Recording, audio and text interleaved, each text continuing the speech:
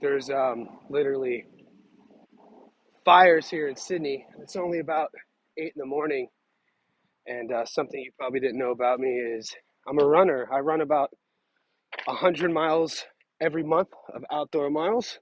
Been doing it for 3 years, and the fires are so bad. I don't know if you could tell. You see that? That's smoke. I cut my run short, so I'm walking back towards my house in Sydney, and went on some boxing forums. And as you can tell in the title here, wanted to talk a little bit about what's going on with Terrence Crawford. We'll start there, and then we'll maneuver our way to Floyd Mayweather and Errol Spence Jr. Excuse me, it's smoky out here. But yeah, check this smoke out.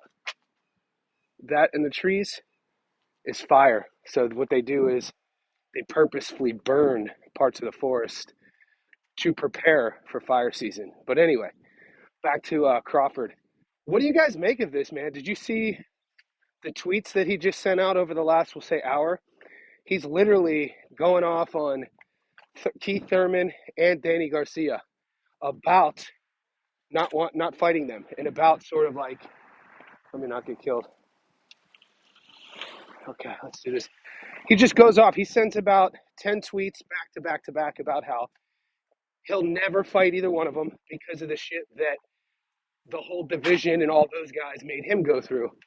And it's interesting. It's interesting when we think about the mindset of a fighter, what sort of integrity or ethics we have personally when it comes to spite, resentment, being vengeful.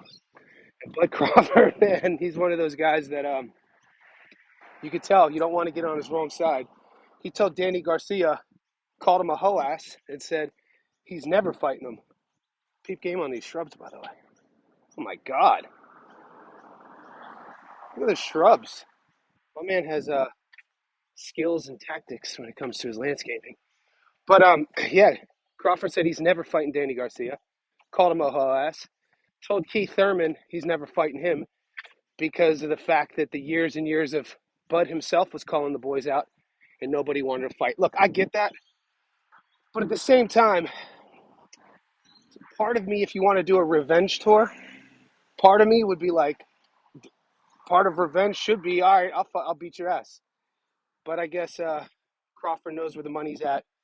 He knows where his career's at in terms of longevity. I think he's turning 36 soon. So, he's very bright. He knows he doesn't have too many rounds left in the tank. And Garcia and Thurman, when it comes to money, probably, doesn't really introduce a huge payday. But maybe he's wrong, because maybe Crawford himself now is the huge payday. You got to think anyone Bud chooses is going to get paid, unlike prior in his career when he had to wait for those fights. But who knows? Whew. What do you guys think of, look at the smoke, mate. I don't know if you can see it. It's fucking crazy.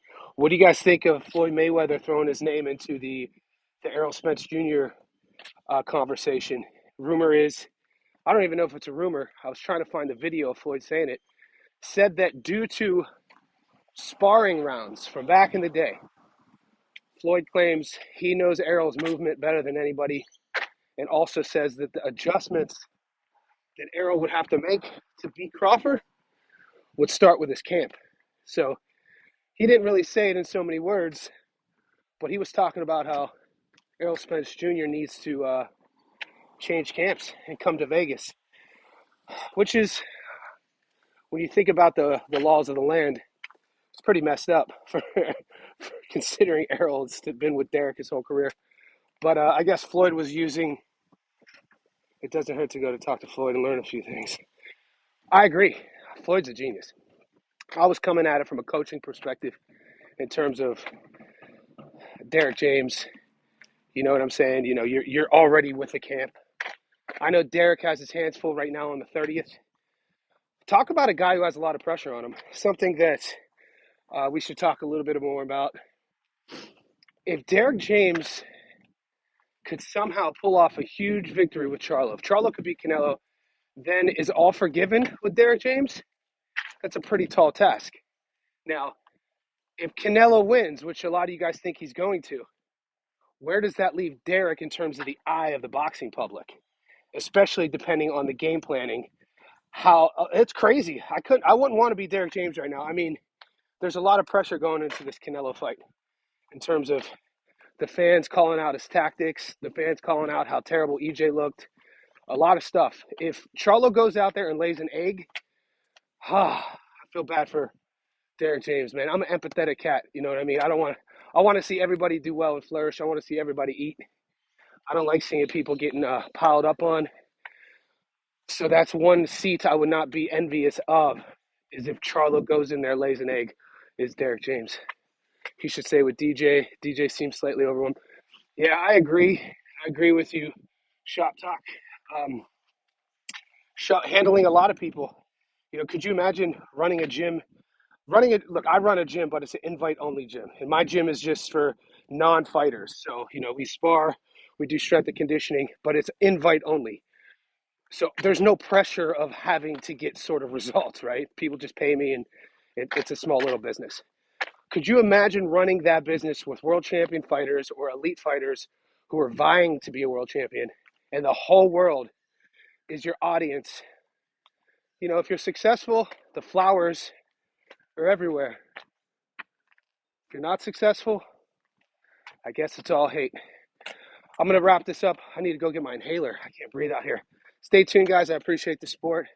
And any sort of support, liking, commenting helps us boost an algorithm. This algorithm's a weird thing. So thanks to you guys, we're growing. I'll chat soon.